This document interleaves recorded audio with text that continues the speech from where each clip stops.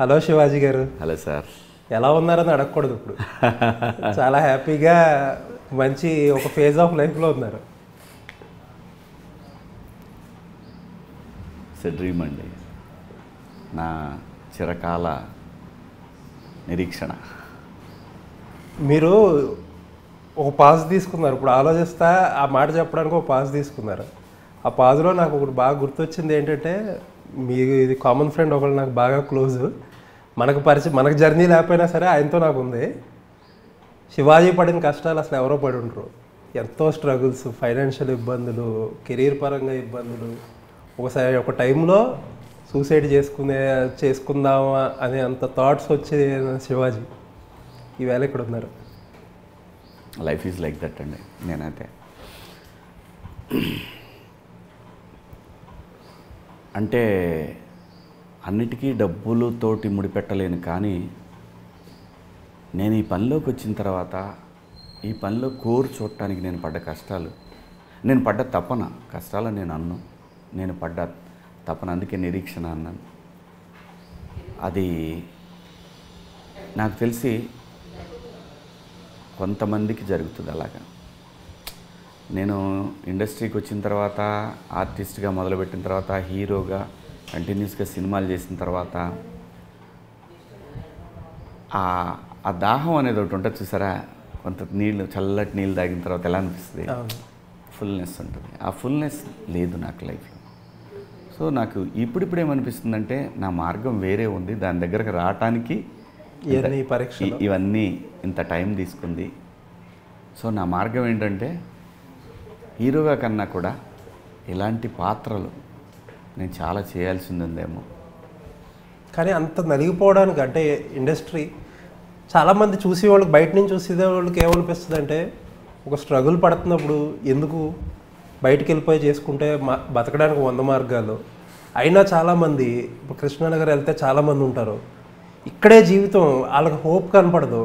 కొంతమంది స్ట్రగుల్ అవుతారు, కొంతమందికి బ్రేక్ వచ్చి మళ్ళీ స్ట్రగుల్ వస్తుంది, కొంతమందికి ఎప్పటికీ బ్రేక్ రాదు. అది కాకపోతే ఇక్కడే ఉండాలని తపన పడుతూ ఉంటారు ఇండస్ట్రీలో.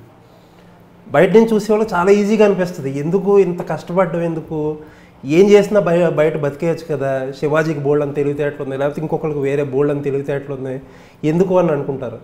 అసలు ఏంటి ఒక ఆర్టిస్ట్ మెంటాలిటీ ఎలా ఉంటుంది అంటే, ఆర్టిస్ట్కి జర్నలిస్ట్ మెంటాలిటీలకి పెద్ద తేడా ఉండదండి. జర్నలిస్టు ఒక కరెంట్ తాపర్ స్టేజ్కి వెళ్ళాలని ఒకడు మొదలు పెడతాడు. ఆడ స్టేజ్కి రీచ్ అయ్యేవరకు అక్కడి నుంచి కదలడం, ఎంత చేసినా, ఎన్ని స్ట్రగుల్స్ వచ్చినా ఆ పొజిషన్ తీసుకోవాలనే తపన ఉంటుంది చూసారా, మిమ్మల్ని అక్కడ కట్టిపడేస్తుంది. చాలా మీ దగ్గర తెలివి లేక కాదు, మీరు పని చేయలేని శక్తి లేక కాదు, మార్గాలు కూడా లేక కాదు, మైండ్ సెట్.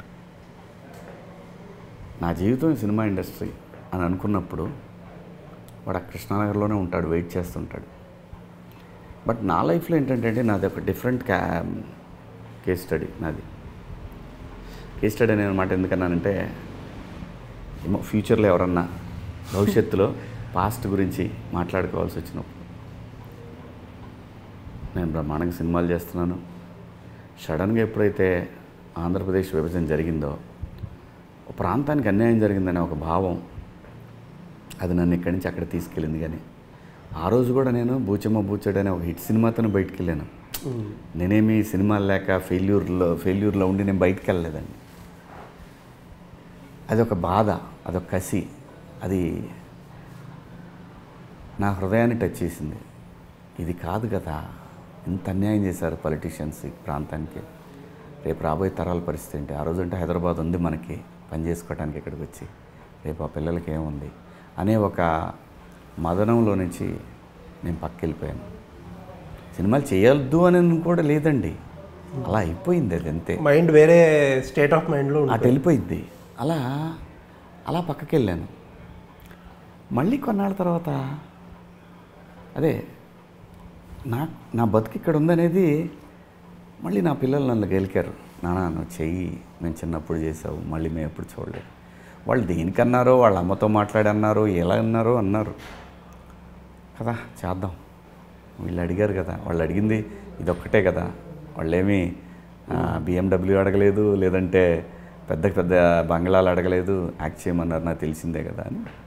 సరే మనమేమో సినిమా తీసుకున్నాం అని మొదలుపెట్టిన జర్నీ అండి ఇది. మళ్ళీ కాకపోతే ఒక రిగ్రెట్ ఏదన్నా ఉందా 12 సంవత్సరాలు మీ జీవితం? అస్సలు లేదండి. ఎందుకంటే నేను ఎందుకు అడుగుతున్నానంటే, 2014లో స్టేట్ డివిజన్ జరిగింది.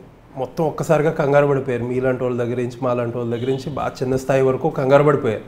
అర్జెంటుగా స్టేట్ ఏమైపోతుందో, మనకి క్యాపిటల్ లేదా ఇది అనుకున్నారు. చంద్రబాబు నాయుడు గారికి ఆయన ట్రాక్ రికార్డ్ చూసి ఓటేసేసారు. అదే ప్రజలు 4 సంవత్సరాలు 5 సంవత్సరాల తర్వాత అసలు ఏమీ మారలా. అప్పటికి రాజధాని లేదు, అప్పటికి ఏ బైఫర్కేషన్ ఛాలెంజెస్ ఉన్నాయి, అప్పటికి ఆస్తుల పంపకాలు ఇంకా ఇప్పటికీ జరగలేదు. బట్ జనాలు అసలు మనకి క్యాపిటల్ లేదు, మనకి డెవలప్మెంట్ కావాలి, అవన్నీ మర్చిపోయారు. 5 సంవత్సరాల్లో మొత్తం ఇంకొక వేరే స్టేట్ ఆఫ్ మైండ్లోకి వెళ్ళిపోయి, కంఫర్టబుల్ పొజిషన్లోకి వెళ్ళిపోయి వేరే గవర్నమెంట్ ఎన్నుకున్నారు. ఆ గవర్నమెంట్ ఏంటంటే డెవలప్మెంట్ ప్లాన్ కాదు, వేరే దాంట్లోకి వెళ్ళిపోయారు. అంటే జనాలకు అంత షార్ట్ మెమరీ. అంటే జనాలు కూడా వాళ్ళ జీవితాల మీద, వాళ్ళ భవిష్యత్తు మీద సీరియస్నెస్ లేనప్పుడు శివాజీకో ఇంకొకళ్ళకో ఎందుకు ఉండాలని ఏమన్నా అనిపించింది ఎప్పుడన్నా? లేదండి, నెవర్. నాకు చిన్నప్పటి నుంచి కూడా పేపర్ నాలెడ్జ్ బాగుండేదండి. కంపల్సరీ రోజు చదివేవాడిని. నాకు అది అలవాటు అయిపోయింది. తెలుసుకోవటం అనేది అలవాటు అయిపోయింది. అది తెలిసి తెలియని తనం నుంచి మొదలైంది. కొంత మన సమాజం మైండ్ సెట్ ప్రకారం కాబట్టే మనకు అన్ని సంవత్సరాలు పట్టింది స్వతంత్రం రావడానికి కూడా. ఎవరో ఒకళ్ళు ఫైట్ చేస్తారులే, తెస్తారులే. కరెక్ట్గా చెప్పారు. అలాంటి మైండ్ సెట్ వల్లే అంత దూరం ఆగింది. అలాగని చెప్పి వదిలేయలేదుగా. ఎవరో ఒకరు ఎప్పుడో అప్పుడు అన్నట్టు మాట్లాడుతూనే ఉండాలి కదా. అన్నీ మాట్లాడుతూ ఉండాలి. కాబట్టి ఈరోజు కూడా అపోజిషన్లో ఉన్న మళ్ళీ జగన్ గారు ప్రత్యేక హోదా గురించి పార్టీ మాట్లాడటం ఇలాంటివి జరుగుతాయి. బాబు గారు ఉన్నప్పుడు మాట్లాడారు, వారు ఉన్నప్పుడు మాట్లాడారు, పవన్ కళ్యాణ్ గారు మాట్లాడారు. సో ఆ మాట్లాడటానికి ఒక బీజం పడాలి. ఆ బీజం నేను అవ్వాలి అనుకున్నాను, అయ్యింది.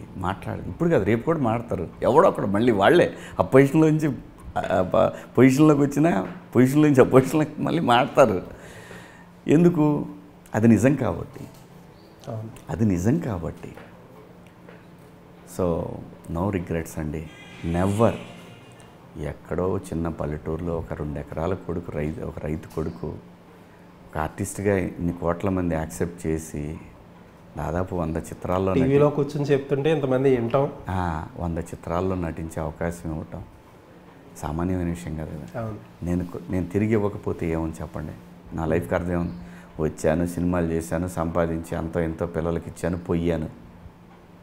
What is there? There is nothing. నాకేంటండి, జనంలో తిరిగి ఫైట్ చేశాను, ఉద్యమాలు చేశాను, ఏంటి కావాల్సినప్పుడు బయట తిరిగాను, జనంలో ఉన్నాను. నాకు తెలిసింది ఈ 2. జనం కోసం మాట్లాడటం, సినిమాలు చేయటం, నా కుటుంబం కోసం. ఎంత మించి వేరే. అంటే కోర్టు విషయానికి వెళ్ళే ముందు మీ వెల్విషర్గా మాట చెప్తా, ఇప్పుడే సంపాదించుకునే టైం స్టార్ట్ అయింది, ఇప్పుడు ఇందులో నుంచి ఎంతో కొంత బయటపడండి. సార్ మీ అభిమానానికి థ్యాంక్స్. నేనేమంటానంటే, సంపాదన అనేది నువ్వు ఊహిస్తేనో నేను ఊహిస్తాను రాదు సార్. మీ డెస్టినీలో ఒక డిపాజిట్ ఉంటుంది, అది వాయిదాల పద్ధతిలో వస్తుంటుంది. అక్కడే పాస్బుక్ రెడీ అయిపోద్ది అంటారా? మనం పుట్టినప్పుడే రెడీ అయ్యిద్ది. కొంతమంది దీన్ని కొట్టిపడేయచ్చు, ఏమని చేయొచ్చు. జరిగేదాన్ని ఎవడు ఆపలేడు. బట్ ఒకటైతే నిజం, ఏ ఇండస్ట్రీలోనైనా అది రైతులైనా నమ్మి ఆ భూమిని నమ్ముకున్నాడు, ఆ పనిని నమ్ముకున్నాడు, నిజాయితీగా కష్టపడితే ఏదో ఒక రోజు నీ ఫలితం నీకు వచ్చి తీరుద్ది. నువ్వు కానీ దానికి ప్రకృతి సహకరించాలంటే నువ్వు నిజమై ఉండాలి, నిజాయితీగా ఉండాలి, నమ్ముకొని ఉండాలి. అప్పుడు ప్రకృతి నీతోనే ఉంటుంది. ఇదే నిజం, ఇదే సత్యం. శివాజీ గారే ఎగ్జాంపుల్. డెఫినెట్గా అండి, నాకు ఆ నమ్మకం ఉంది. నేను ఎప్పుడు అంటే పెచ్చనా కొడుకు అనుకుంటారేమో, నేను మాట్లాడుతుంటా ప్రకృతితో. ఎందుకంటే నాకు తెలిసిన నిజం, అది నిజం. నెలలో పడితే ఎందుకు చచ్చిపోతాం? దాని శక్తి ముందు నువ్వు నథింగ్. అంతే కదా. గాలికి ఎందుకు కొట్టుకుపోతుంటే అంతే, టోర్నడోలు వస్తాయి, వీళ్ళు అని లేచి, దాని శక్తి ముందు నువ్వు నథింగ్. అంతే కదా. మంట వచ్చిన తర్వాత జంతువులు పరిగెడతాయి, కార్చిచ్చు మొదలై నాకెందుకు, దాని శక్తి ముందు నువ్వు నథింగ్. అవును. అండి ఊపిరి 10 నిమిషాలు ఆపేస్తే నీ బతికేంటి? గాలికున్న కెపాసిటీ అది, ఆక్సిజన్కున్న కెపాసిటీ. సో నేచర్ నిజమైనప్పుడు ఇవన్నీ కూడా నిజాలే కదా. అంతేగా. దాన్ని నమ్మాలి కదా నువ్వు. అవును. దాన్ని నమ్మకుండా నీకు అడ్డం వచ్చిందని కొండలను కొట్టేస్తూ, నీకు ఒక్కడికి ఉపయోగపడలేదని ప్రపంచానికి ఉపయోగపడే చెట్లను కొట్టేస్తా ఎలా హ్యాపీగా జూబ్లీహిల్స్లో బతుకుదాం అనుకుంటున్నావురా? అందుకే అప్పుడప్పుడు నేను అదే చెప్తున్నా అండి. నేను ఫలానా అని చెప్పలేను, కానీ మీ పతనం చాలా దగ్గరలోనే ఉంది ప్రకృతి చేతిలో, మర్చిపోకండి. ఓకే. ఇది నేను నిత్యం నేను కోరుకుంటా కూడా, ఈ కొండలను కొట్టేసేవాళ్ళని. ఆడు ఎంత పెద్దోడానికి నాకు అనవసరం. నువ్వు చచ్చిపోతావు, నేను చచ్చిపోతా. ఇది భావితరాలది, మందు కాదు. నీ చేతిలో ఉందని దాన్ని, ఎందుకంటే కొండల వల్ల మేఘాలు ఆకర్షించబడతాయి. వాటిని ఇష్టం వచ్చినట్టు కొట్టేస్తూ ఉన్నారు. కొన్ని చూస్తుంటే బ్లడ్ బాయిల్ అయిపోద్ది, కానీ నేను నిస్సహాయుణ్ణి, మాట్లాడలేని ఒక వెధవని నేను. అది మా టాపిక్ ఎక్కడ అంటే నాకు బ్లడ్ బాయిల్ అయిపోద్దండి. ఏం చేస్తావు ఈ డబ్బుతోటి? నీ అమ్మ 1 కేజీ బియ్యం వండి పెడతా, తినగలవా నువ్వు? నువ్వు 1 గిద్ద 2 గిద్దలో తినగలవు. ఎందుకురా బాబా, ఎవడి బతుకు కోసం నువ్వు ఇంత సంపాదిస్తున్నావు? ఈ సుత్తి అంతా ఎందుకు చెబుతున్నా అంటే అండి, ఈ సుత్తి చాలామందికి, కానీ నిజం ఎప్పుడు సుత్తిలానే ఉంటుంది. ఆ ప్రకృతిని నమ్ము. నువ్వు ప్రకృతిని నమ్మటం కాదు, ప్రకృతి పట్ల భయంతో ఉండు. అది నీతోనే ఉంటుంది ఎప్పుడు. అది నమ్మాను కాబట్టే ఈరోజు నాకు ఈ ఫలితం అని నా అభిప్రాయం అండి.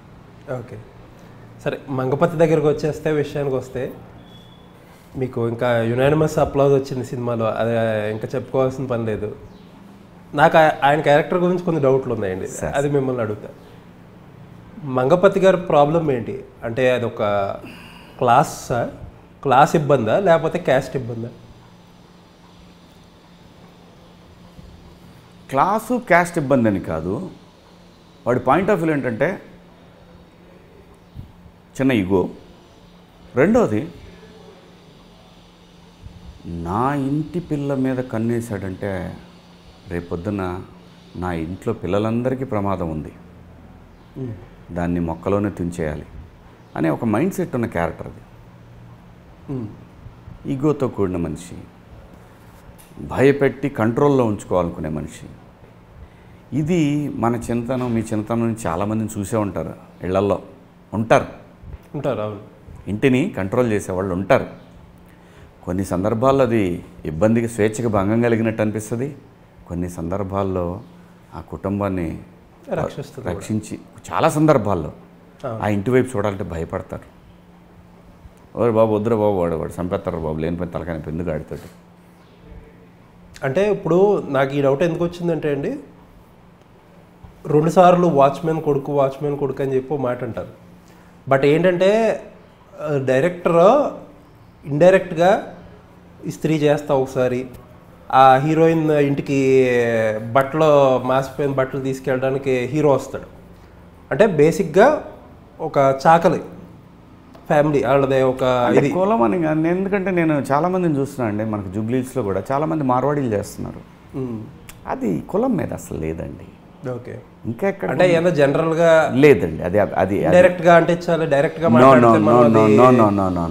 అది రాంగ్ స్టేట్మెంట్ అండి. అస్సలు నేను ఒప్పుకోను దానికి. బలుపు, ఆ క్యారెక్టర్కి వాళ్ళకున్న బలుపు. రియాలిటీలో కూడా ఏంటంటే అండి, చాలామంది తన దాకా వస్తే తనకి ఇవన్నీ తప్పు ఒప్పు ఇవన్నీ ఏముండవు. తన దాకా వస్తే చాలామంది రియాలిటీ అది. సరే, మనం సమాజం, సోషల్ మీడియా వీటన్నిటిలో భాషణాలు ఇవ్వటానికి ఇలాంటివి వచ్చినప్పుడు సమాధానం లేదు నా దగ్గర, మీరు ఏదంటే అదే. కానీ ఈ డైరెక్టర్ రాసుకున్న కథకి ఏంటంటే ఈ చట్టాన్ని చెప్పడం కోసం తను ఒక లిబర్టీ తీసుకొని రాసిందే కానీ కులాలో నేను ఇంకోటి చెప్తున్నాను మీకు. చాలామంది ఇక్కడ కమ్మవాళ్ళు సెలూన్స్ కూడా ఓపెన్ చేశారు. అవును. What do you say? అది కులం కాదండి, దాని యాంగిల్ తీసుకోకండి అసలు. అంటే ఇప్పుడు మంగపతి గారికి తప్పేముంది? ఇప్పుడు గౌరవప్రదమైన నువ్వు ఎవరిది దోచుకోవట్లేదు, ఎవరిది లేదు. మీరు ఇప్పుడు శివాజీగా మాట్లాడుతున్నారు, మంగపతిగా మాట్లాడట్లేదు. నేను మంగపతి గారిని చెప్తున్నాను. మంగపతి గారి కులం కాదు ఇక్కడ ఇంపార్టెంట్. ఓకే. ఆడు ఎవడైనా సరే ఇంటి ఆడపల్లి జోలు రావద్దు. అంటే ఇప్పుడు మంగపతి గారికి ఒక రైస్ మిల్. మంగపతి పక్కన పెట్టండి. మంగపతి గారు పాల సుబ్బారావు గారి కొడుకు మంగపతి కూతురికి లెటర్ అనుకుంటారని జనం అనుకుంటారు. నీటి ఫీలింగ్ ఇచ్చి నీకు తెలుసు, తీసుకుని నా కూతురికి తెలుసు, నాకు తెలుసు. కానీ అక్కడెక్కడో దూరంగా ఉన్నాడు. చూసా ఆడి మాత్రం మంగపతి కూతురికి పాల సుబ్బారావు కూతురు లెటర్ ఇచ్చింది అని చెప్తాడు. అది జనం మాట్లాడు. అది కాదు కదా జనం మాట్లాడుకోవాల్సిందే. లెటర్ ఇస్తే మంగపతి ఏం చేశాడు, అది కదా మాట్లాడుకోవాలి. సో నేననేది ఏంటంటే అండి, కొంతమంది అలా జీవితం వాళ్ళ జీవితం అలాగనే మొదలవుతుంది, వాళ్ళు అలాగే దెబ్బతింటారు, కానీ వాళ్ళు మారరు. ఓకే. అలాంటి ఒక క్యారెక్టర్ మంగపతి. అంటే ఇప్పుడు మంగపతికి ఇప్పుడు ఒక పాలమ్మేవాడి కొడుకు ఏదో లెటర్ ఇచ్చేయడేమో అనుకుంటారని ఒక ప్రాబ్లం. ఒక వాచ్మెన్ కొడుకు వాళ్ళ అమ్మాయితో తిరుగుతున్నాడని ఇంకో ప్రాబ్లం. ఇప్పుడు మంగపతికి ఉన్న రైస్ మిల్ లాంటిది ఇంకొక 2 రైస్ మిల్లు ఉన్న ఒక అతని కొడుకు వచ్చి అయినా ఒప్పుకోడు. ఓకే. ఇంటి ఆడపిల్ల మీద కన్ను వేయాలంటే అమ్మవాడు కన్ను తీసేస్తాడేమో అంత భయపెట్టాలనేది వాడి ఉద్దేశం. ఓకే. ఆడికి ఉన్నాడా లేనోడా అది కాదు వాడి ఉద్దేశం. ఆ క్యారెక్టర్ అతను రాసింది కూడా ఇంటెన్షన్ ఏంటంటే మంగపతి అనేవాడు ఒక మోనార్కు. ఓకే. అంతే. అండ్ ఇంకొకటి అనిపించింది ఏంటంటే అండి, రీసెంట్గా ఇలాంటి హానర్ కిల్లింగ్స్ అలాంటి ఏదన్నా వచ్చినప్పుడు విషయాలు ఆబ్వియస్లీ విలన్ ఎవరనేది క్లియర్గా తెలిసిపోతుంది మనకి. ఆబ్వియస్లీ ఇలాగ మూర్ఖంగా బిహేవ్ చేసే వాళ్ళందరూ విలన్స్ అని సొసైటీలో చాలామంది అనుకుంటారు. కొంతమంది ఎలా అనుకుంటారంటే, ఫర్ ఎగ్జాంపుల్ ఇప్పుడు అమృత ప్రణయ్ కేసు అని ఒకటి వచ్చింది మనకు అప్పట్లో, సెన్సేషన్ కేసు. కొంతమంది ఏమంటారంటే మారుతీరావు ఆయన ఎవరైతే అబ్బాయిని చంపించేశాడో, ఒక చదువులో స్ట్రగుల్ అవుతుంది, ఒకడు ఏమైంది బ్యాక్లాగ్స్ పెట్టుకున్నాడు, అలాంటి వాడు తన అల్లారు ముద్దుగా పెంచుకున్న కూతుర్ని ఇలా ఇష్టపడితే ఏ తండ్రి ఒప్పుకుంటాడని కొంతమంది జస్టిఫై చేస్తారు. అలా జస్టిఫై చేసే అవకాశం డైరెక్టర్ ఇక్కడ కూడా ఇచ్చాడు కదా మంగపతికి. ఎందుకంటే అతను ఒక చిన్న ఇంటర్మీడియట్ కూడా ఫెయిల్ అయిపోయి ఏవో చిన్న జాబులు చేసుకుంటున్నాడు. అలాంటి అదొక జస్టిఫికేషన్ కదా కొంతమందికి. మంగపతి పాపం కరెక్టే, అంత అలాంటి స్థితిలో ఉన్నవాడిని వాళ్ళ ఇంటి అమ్మాయిని చూస్తే ఎందుకని ఒప్పుకోవాలి అని చెప్పి ఆ క్యారెక్టర్కి కొంచెం సింపతి ఇచ్చి టచ్ ఇచ్చే అవకాశం ఇచ్చేశారు కదా డైరెక్టర్. అంటే అలా కాదండి. సొసైటీ అనేది ఒక సమూహం, ఒక సమూహాన్ని సొసైటీ అంటారు. అందరి ఆలోచనలు ఒకలాగా ఉండవు. అలాగే మంగపతి ఆలోచన వేరే. మీరు ఇందాకన్నట్టు అమృత వాళ్ళ ఫాదర్ ఏవో, ఆయన పేరేదో నాకు తెలియదు, మారుతీరావు. నేను అప్పుడు ఫుల్లీ మన మైండ్ అంతా ఆంధ్రప్రదేశ్లో ఉంది, మనకు తెలియదు. వాస్తవంగా కూడా అసలు ఆ కుటుంబంలో ఏం జరిగిందనేది ఆయనకి 2 వైపులా తెలిసిన వ్యక్తులు ఇద్దరే, ఆ తండ్రి ఆ బిడ్డ, అంతే. వాళ్ళకి మాత్రమే తెలుసు. అలాగే మంగపతి విషయం అనేది మంగపతి గాడికి తెలుసు, వాడి కుటుంబానికి మాత్రమే తెలుసు. చూసే వాళ్ళకి ఏమనిపిస్తుంది, మంగపతి గారు తప్పు చేస్తున్నాడు అనిపిస్తుంది. అవును. సో ఈ డిస్కషన్ ఎప్పుడూ ఉంటుందండి సమాజంలో. తన దాకా వస్తే ప్రతివాడు మంగపతే, తన దాకా రానప్పుడు అదేంటది మరి అది తప్పు కదా, అలా ఎందుకు చేయటం అని శుభ్రంగా మందలు ఇచ్చేసి నలుగురితో, అలా కాదు కదా. అంటే అలా కాదు కదా, జీవితానికి స్క్రిప్ట్ మనం రాసుకోలేం. సో ఎందుకంటే మనకు కన్వీనియంట్గా కన్విన్సింగ్గా మనం చెప్పాలనుకున్నది చెప్పలేం. ట్రూ. ఇది ఒక సినిమా స్క్రిప్ట్లో మనం అవకాశం ఉంది, ఒక ఊహ కాబట్టి డైరెక్టర్ ఇలా ఊహించాడు. అంతేగాని అతను ఇలా చేయాలి కదని మనం చెప్పాలంటే అది అతని స్క్రిప్ట్ కాబట్టి మనం చెప్పలేదు. ఓకే. సో రియల్ లైఫ్లో శివాజీ గారి క్యారెక్టర్ ఏంటి? అంటే ఇప్పుడు మీరు అన్నట్టు ఏంటంటే తందాకా వస్తే మంగపతిలో ఉంటారు, కాకపోతే నీతులు చెప్తారు జనాల సొసైటీలో ఎక్కువ మంది ఉంటారు. అది రియల్ లైఫ్లో శివాజీ మైండ్ సెట్ ఏంటి? ఎవరు నమ్మినా నమ్మపోయినా నా పిల్లలకి ఊహ తెలియనప్పటి నుంచి నేను చెప్పింది ఒకటే, no short cuts, no alcohol, no cheating. ఇదే చెప్పాను నేను. ఇవి మాత్రమే చెప్పా. ఒకవేళ ఇవి జరిగితే మీ నాన్న కనపడ్డా మీకు ఇంకా. ఇది నా క్యారెక్టర్. ఓకే. నా పిల్లల్ని కళ్ళు మూసుకొని ఇప్పుడు ఇది మీరు చూపించకుండా వెళ్ళి అడిగినా మీ నాన్న ఏం చెప్పేవాడు మీకు చిన్నప్పటి నుంచి అని అడిగితే ఇవే చెప్తారు, వేరే ఏం చెప్పరు. ఓకే. అంతేనండి. నేను రేపు మీకు ఇస్తానో ఇవ్వలేనో నాకు తెలియదు. మీకు చదువు మాత్రం మంచి చదువు ఇస్తా. మీరు ఎంత చదవగలిగితే అంత ఇస్తా. దానికోసం ఏమైనా చేస్తా, ఎంత దూరమైనా కష్టపడిపోతా, బయటికి పోయి పని చేస్తా. ఇది మాత్రమే చెప్పానండి. ఓకే. అది నా క్యారెక్టర్, అంతే. సో ఒక తండ్రిగా నేను నేర్పింది అంతే. ఆపోజిట్ టు మంగపతి క్యారెక్టర్ అనుకోవాలి. యా, డెఫినెట్గా. ఓకే. మంగపతిని అసలు ఎవరితో పోల్చకూడదండి. ఓకే. అది వాడి కుటుంబ విషయం, వాడికి మాత్రమే తెలుసు. ఇది వాడు ఆ కుటుంబాన్ని తను ఎలా నడపాలనుకున్నాడు అనేది వాడి ఒక్కడికే తెలుసు. ఇప్పుడు అది మంగపతి ఇంట్లో ఫస్ట్ పాల సుబ్బారావు కొడుకు అన్న పాయింట్లో సమాజానికి ఏమి ఇచ్చాడు? నా జోలిగా, నా కుటుంబం జోలిగాని వస్తే కళ్ళు పీకేస్తా అనే ఒక మెసేజ్ వదిలేసాడు వాడు. అవును. అది అది వాడు మంగపతి అంతే. వాడు శివాజీ కాలేడు, లేదంటే మీలా కాలేడు, ఇంకోటిలాగా అలా అన్వయించడం కూడా అనవసరం కూడా. అవును.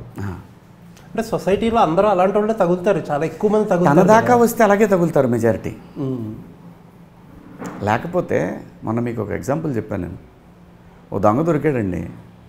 దొరకనప్పుడు వాడి గురించి విపరీతంగా దొరికితే కాళ్ళు ఎరకొట్టాలంటారు. అదే ప్రాసెస్ జరుగుతున్నప్పుడు కొంతమంది ఏమంటారు తెలుసా? ఎందుకు అలా కొట్టడం, పోలీసులకు అప్పచెప్పొచ్చు కదా, మరి అంత కొట్టాలా? ఇది సమాజం. ఆడి ప్రాబ్లం ఏంటి?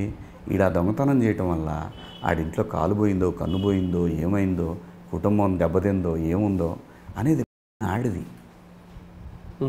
ఇప్పుడు ఎవరిని ఏమందాం? సో కాబట్టి ఒక ప్రాబ్లమ్ని జనరలైజ్ చేయొద్దు ఎప్పుడు. ఆంధ్రప్రదేశ్ ప్రత్యేక హోదా అంటే అది జనరలైజ్. అవును. చంద్రబాబు నాయుడు గారు, జగన్మోహన్ రెడ్డి అది వాళ్ళ పర్సనల్. దాన్ని అన్నిటికీ అంటకట్టకూడదు. ఓకే. అదే అండి. సో మొన్న మీద ఒక ఇంటర్వ్యూ చూసే, గ్రూప్ ఇంటర్వ్యూ జరిగింది కోర్టుది సార్. అందులో మీరు ఒక క్వశ్చన్ అడిగారు, దర్శిని లేకపోతే రోహిణి గారిని అందరినీ ఒక క్వశ్చన్ అడిగారు, మంగపతి రైటా రాంగ్ అని చెప్పి. అందరూ ఆ క్వశ్చన్ చెప్పడానికి, ఆన్సర్ చెప్పడానికి చాలా ఇబ్బంది పడ్డారు. అంతే కదా. ఎందుకంటారు? అంతే కదా. మంగపతి కరెక్టా తప్ప అనేది మంగపతి దర్శి కాదు, మంగపతి రోహిణి గారు కాదు, లేదంటే మంగపతి ఇంకోళ్ళు కాదు. అదే వాళ్ళ దాకా వస్తే మంగపతి కరెక్టే. అంటే మంగపతిని లాస్ట్లో లెంపకాయ కొట్టిన రోహిణి గారు కూడా చెప్పలేకపోయారు. చెప్పలేదు. వాడు మంగపతి అంతే. వాడు తగ్గడు అప్పుడు కూడా. నువ్వు కొట్టినా సరే చుట్టాలైపోయారా, మాడదాం, వస్తా. వాడు మంగపతి అంతే. సో ఇప్పుడు ఫస్ట్ నుంచి కుటుంబం పరువు అనే క్యారెక్టర్ అంతా దాని చుట్టూరు తిరుగుద్ది. ఒక స్టేజ్లో మంగపతికి తెలుసు ఏంటంటే కుటుంబం పరువు నా వల్లే పోతుందని తెలుసు. ఆ అమ్మాయిని కోర్టుకు తీసుకురావడం, ఎన్ని స్పాయిలర్స్ ఏమో అసలు. బట్ స్టిల్ ఏంటంటే ఈగో డామినేట్ చేసేస్తూ ఉంటుంది. సహజం అండి, అది మానవ సహజం. అది ఎవరికైనా సరే. గొప్ప వాళ్ళు, మహానుభావులు మాత్రం వెళ్ళి క్షమాపణ అడగగలరు.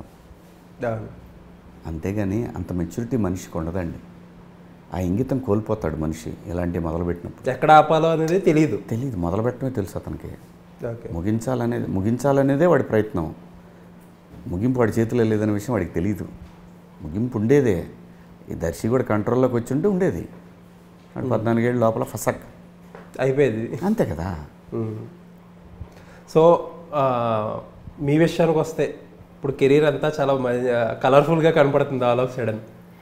చాలామందికి ఏంటంటే ఈ వయసులో వదిలేసే టైంకి ఇంకా ఇప్పుడు బిజీ అయిపోయే టైం సూచనలు అన్నీ కనపడుతున్నాయి. నేను వదిలేసే టైంలా కనపడుతున్నాను అంటే మీరంటే కాదు, నిజంగానే అలాగే అనిపిస్తుంది. ఎందుకంటే నేను ఎంత ఉన్నప్పుడు మీరు అలాగే ఉండేవారు.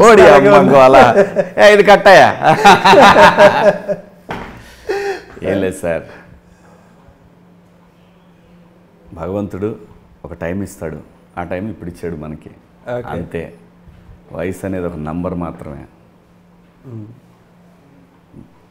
అంటే మీరు దొరికితే అదే చెప్తాడు కదా ఆ సినిమాలో, క్యారెక్టర్ దొరికితే రప్ప రప్ప అలాగా. అది మన ఇప్పుడు మైండ్ సెట్, శివాజీ గారి మైండ్ సెట్ అలా ఉంది. ఆకలితో ఉన్నాడు, ఒక్క ముద్ద పెట్టారు. అవును, అంటే అపోజిషన్లో ఉండగా పోరాడి కరెక్ట్గా గవర్నమెంట్ వచ్చే టైంకి శివాజీ సైలెంట్ అయిపోయి వేరే దారి చూసేసుకున్నాడు. నేను ఎవరిని అడగనండి, నా చెయ్యి ఇలా ఉండదండి ఎప్పుడు. ఆ రోజు చచ్చిపోతాడు శివాజీ. ఓకే, 100%. నా కోసం నేను ఇలా చెయ్యి చాపను. లేదు ఇది సమాజానికి అవసరం అంటే చెయ్యి అంటే తలకాయ ఇచ్చేస్తా. సినిమా డైలాగ్ కాదు, నిజం చెప్తున్నా. శివాజీ అడగాలి అని అంటే అసలు పిల్లలు కూడా ఒప్పుకోరు. పిల్లలు ఒక స్టేట్మెంట్ నేను ఏదైనా ఇచ్చినా తగ్గొద్దనే చెప్తారు.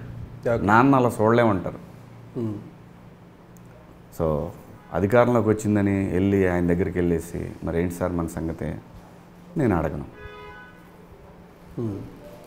శివాజీకి ఏదో ఒకటి ఇవ్వాలని చాలామందికి ఉన్నా కూడా నేను వెళ్ళి అడగను. ఏం చేయాలి నేను? దేనికోసం సంపాదించాలా? నేను ఎప్పుడైనా కనపడుతుంది పార్లమెంట్లోని అసెంబ్లీలో నేను నిలబడి మాట్లాడాలనుకుంటా, కానీ ఇవన్నీ జూజుబి అన్నీ నాకెందుకు? నాకు బ్రహ్మాండంగా సినిమా తల్లి డబ్బులు ఇస్తుంది, దేనికోసం నాకు ఈ పదవులన్నీ? అసలు ఇవన్నీ ఆలోచించాలి. ఈ ఆలోచన రావాల్సింది మనకు కాదు. నేను ఎప్పుడు నేను ఎప్పుడైనా కలిసినా కానీ నేనేమో అడగను. నేను అడిగితే అడిగేది ఒకటి, ఆంధ్రప్రదేశ్లో పరిశ్రమను డెవలప్ చేయండి, మీ బాధ్యత, లేకపోతే రాబోయే తరాలకు మీరు అన్యాయం చేసినట్టు అని చెప్తా. డెఫినెట్గా అండి. ఇప్పుడు ఈ ప్రాంతంలో ఎంత కొత్త టాలెంట్ వచ్చేసింది, అవును, ఎంత ప్రౌడ్గా ఉంది వాళ్ళకి. మరి మీరు ఆ ప్రాంతంలో కూడా మీరు చేయాలి కదా. అవును, అది మాత్రం అడుగుతా. కానీ అండి మనకి అది ఇవ్వండి అది ఇవ్వండి, మనం అడిగితే రావు సార్. మనం అడిగితే వెయిటింగ్ లిస్ట్లో ఉంటాం. మనం అడగకపోతే అవతల వాళ్ళకి గిల్టీగా ఉండాలా. అంతేగాని అడిగి నేను అడగను. ఓకే, అంటే ఇప్పుడు ఓ టైంలో మళ్ళీ ఏమంటారు, మీరు తీసుకున్న స్టాండ్ మళ్ళీ ఏమంటారు, ఒకవేళ అడిగి అంటే అబ్బో కమ్మళ్ళకి అందరికి ఇస్తున్నారు అయ్యో అనే మాట ఉంటుంది అనేది వాళ్ళ ఫీలింగ్, వాళ్ళకు ఉంటుంది. ఎందుకు అలా చక్కగా సినిమాలు ఉన్నాయి, బ్రహ్మాండంగా దేవుడు ఒక అవకాశం కల్పించాడు, అవి తీసుకొని నేను ఇప్పుడు ఏం చేయాలా? నాకొద్దు, నేను అడగను. శివాజీ గారు ఈ టాపిక్ తెచ్చారు కాబట్టి నాకు ఒక అనుమానం. మీరు ఇప్పుడు చెప్పే ఒక కమ్యూనిటీ గురించి, కమ్మ కమ్యూనిటీ గురించి చాలా డిస్కషన్లు జరుగుతూ ఉంటున్నాయి. ఈ మధ్యకాలంలో ఏదో పనిగట్టుకుని దాన్ని ఒక ఏదో యాంటీ సోషల్ ఎలిమెంట్స్ లాగా చూపించే ప్రయత్నం చాలా జరుగుతుంది. ఏంటంటే మీ ఉద్దేశం ఏంటి దాని మీద? ఆర్గానిక్గా వర్షం పడితే భూమికి మంచిది, పంటకు మంచిది. మనం క్లౌడ్ సీడింగ్ అని పెడితే ఏం జరుగుద్ది? పంటలు పండవు, కావలసినంత నీరు దొరకదు, పట్టించుకొని ఆగిపోవద్దు ఎప్పుడు. నీ గురించి ఆలోచన అంటే భయంగా ఉంది వాళ్ళకి. Okay, move on. Okay, so back to సినిమాలకు వస్తే ఒక టైంలో చిరంజీవి గారి క్యాంప్లో కనిపించేవారు. తర్వాత నాకు బాగా గుర్తు, డెక్కన్ క్రానికల్ టైంలో డెక్కన్ క్రానికల్ మీద పవన్ కళ్యాణ్ గారు ధర్నా చేశారు. అప్పుడు శివాజీ గారు పక్కనే ఉన్నారు. నాకు బాగా గుర్తు ఆ ఇన్సిడెంట్. ఇప్పుడు ఏంటి, ఇప్పుడు అక్కడ కనిపించట్లేదు? అలా ఏం లేదండి, చిరంజీవి గారు అంటే నాకు ఇష్టం, చిన్నప్పటి నుంచి ఇష్టం నాకు. రామారావు గారు అంటే దైవంతో సమానం తెలుగు వాళ్ళకి, ఆయనకు దైవాంశ సంభూతుడు.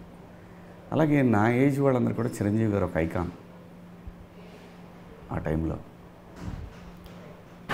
కాంపౌండ్లో కనిపించడం అలా ఏం లేదండి, అలా ఏం లేదు.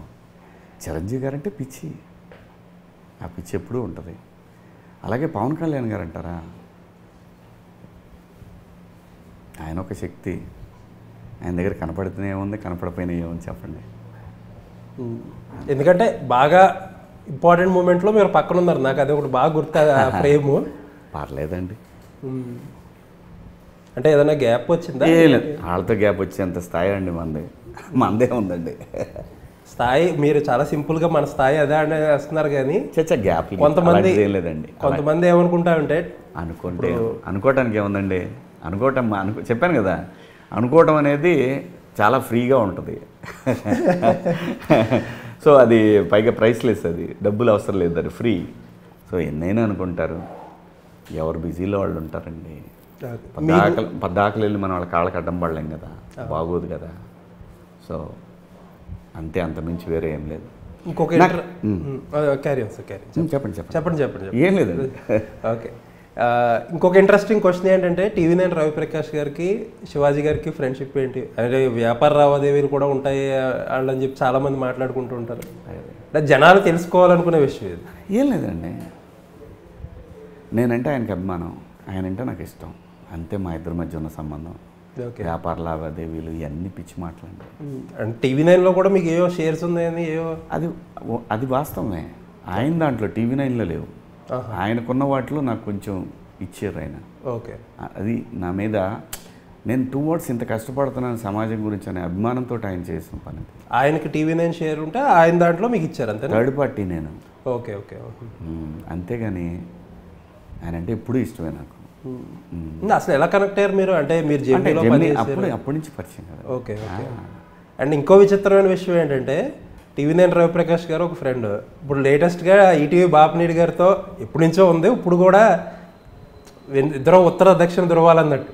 అలా ఏం లేదండి. టీవీ లేదంటే ఒక బాపినీడి గారు నేను సినిమా ప్రొడ్యూస్ చేద్దామని వెళ్ళినప్పుడు ఆయన నాతో అన్నమాట, సరే అమ్మా చూద్దాం, అది నువ్వు యాక్ట్ చేయొచ్చు కదమ్మా అని అన్నారు. తప్పకుండా సార్ నేను చేయనని ఎప్పుడు అనలేదండి, రావటం లేదు అందుకే నేను చేయలేదండి, నేను ఎవరిని అడగలేకపోయాను అని అన్నా. చేస్తావా అని, చేస్తాను సార్ అని. సార్ నేను చెప్తా పో. అలా మొదలైంది యాక్టింగ్ ప్రస్థానం మళ్ళీ రెండోసారి. సో అక్కడ బీజం పడింది కాబట్టి అభిమానం అంతే. ఆయనకి నాకు ఫ్రెండ్షిప్ ఏం లేదండి. ఓకే, ఆయన నన్ను ఒక మంచి ఆర్టిస్ట్గా చూస్తారు ఆయన,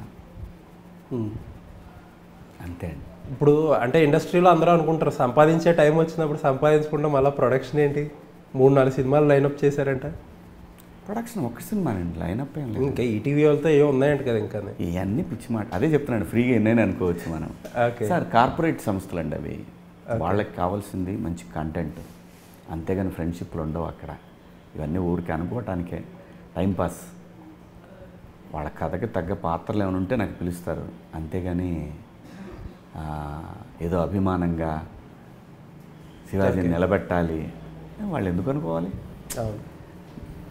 వాళ్ళు అనుకోరు కదండి, అది కార్పొరేట్ కంపెనీ, అక్కడ కంటెంట్ క్వాలిటీ అన్నీ ఉంటాయి కాబట్టి అది, అంతేగాని అదేం లేదండి. ఇవన్నీ ఊరికే మాట. అంటే నేను అడిగింది ప్రకాష్ గారిది ఆయన జెమినీలో ఉన్నప్పటి నుంచి తెలుసు కాబట్టి.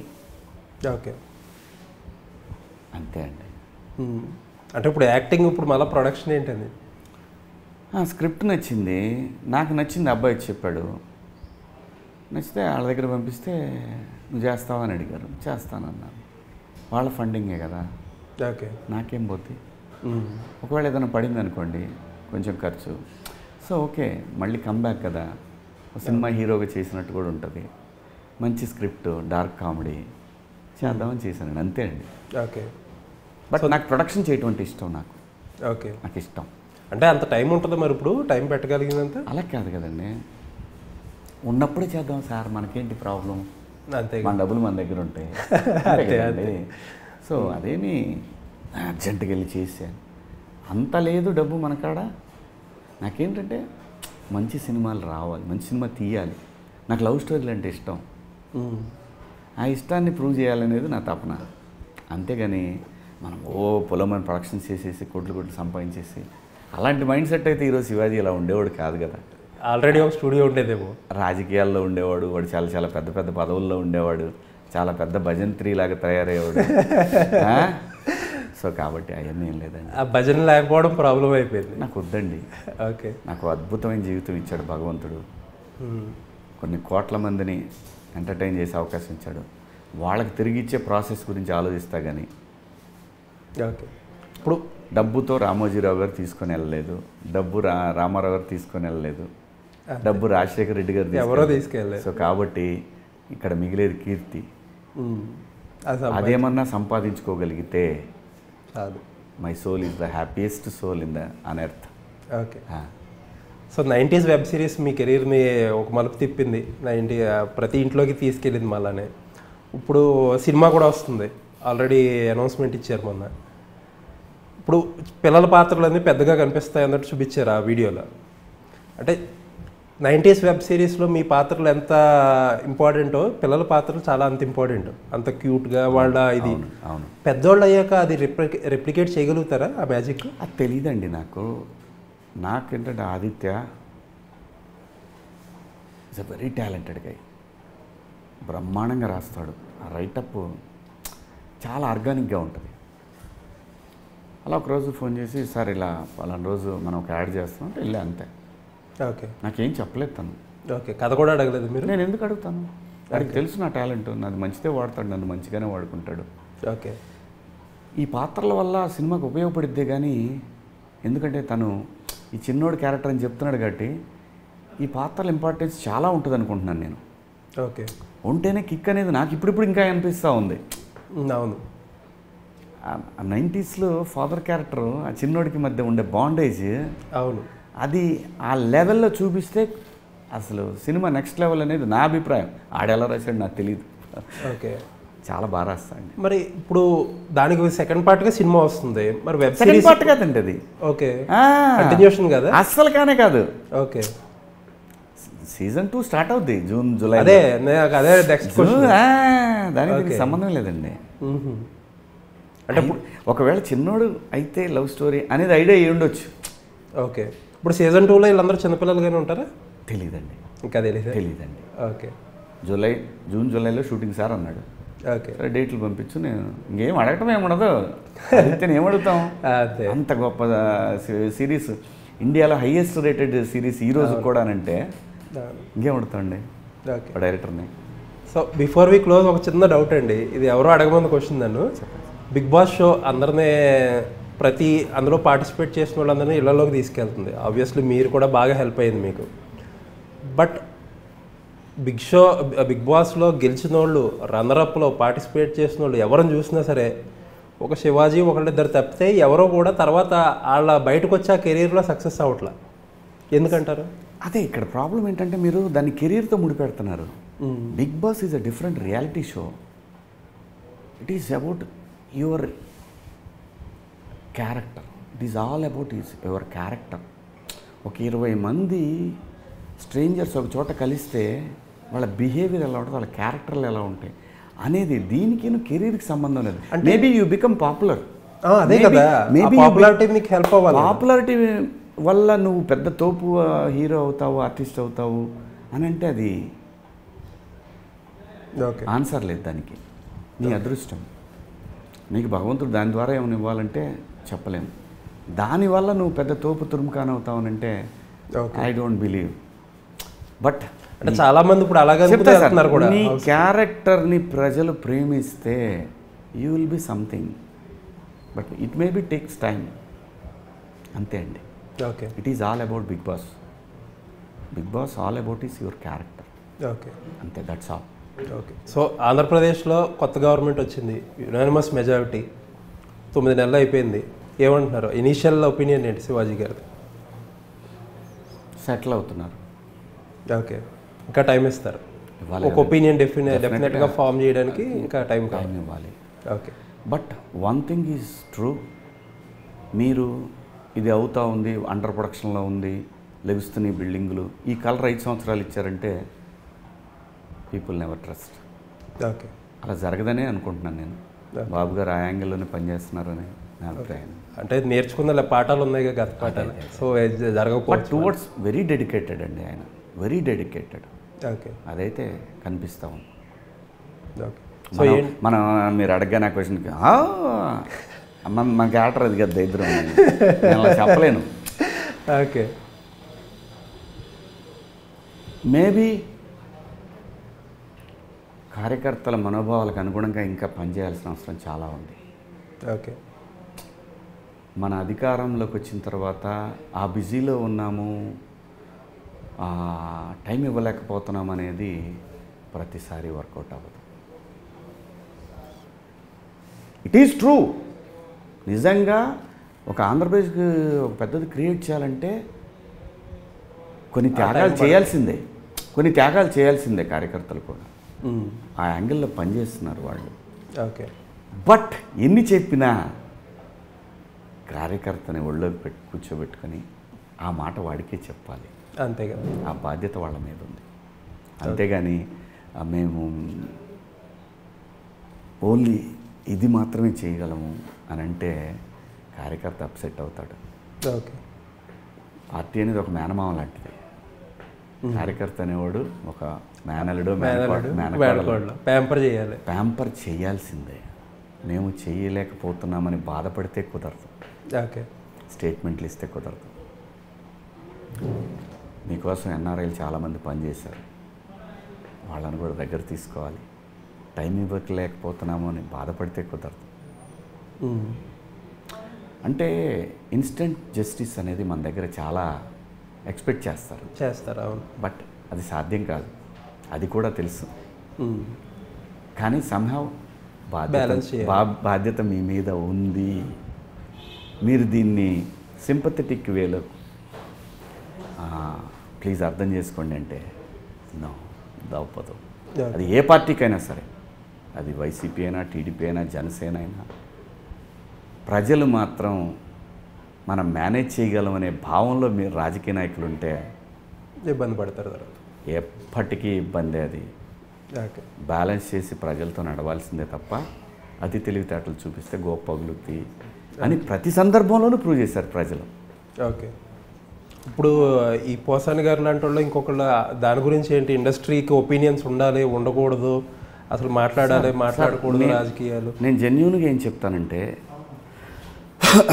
12 సంవత్సరాల నా ప్రజలతో నడిచినప్పుడు నేను ఒక్క సందర్భంలో కూడా అవసరం లేని మాటలు నేను మాట్లాడలేదండి.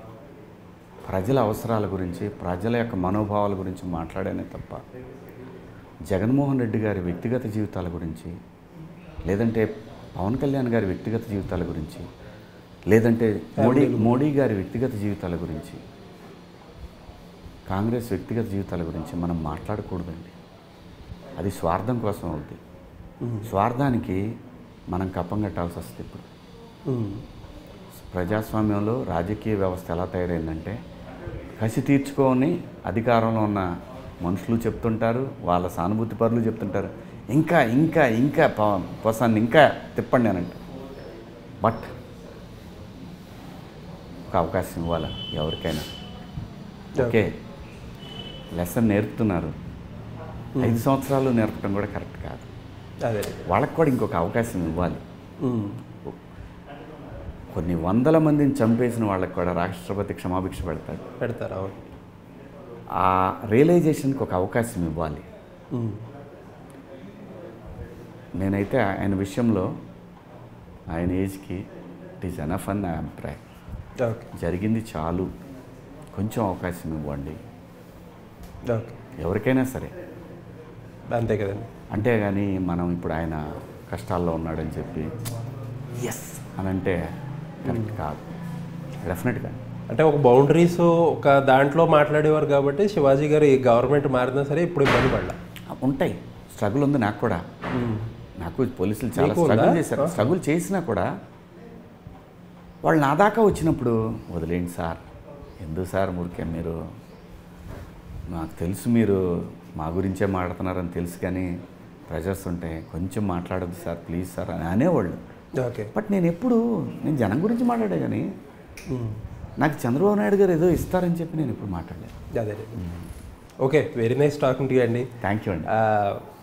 చాలా ఇంట్రెస్టింగ్ ఈ టాపిక్లో వద్దులేండి, కట్ చేద్దాము, చూసుకోండి. ఎందుకంటే నేను చూస్తానండి, ఎందుకు మనం హాయిగా ఇది మాట్లాడి. ఓకే ఓకే, చిన్న చిన్నవి ఉంటే ఏంటి, తప్పేం లేదు. ఓకే, ఆ కార్యకర్తల విషయాలు ఉంటే వేసుకుంటున్నాం. అదే.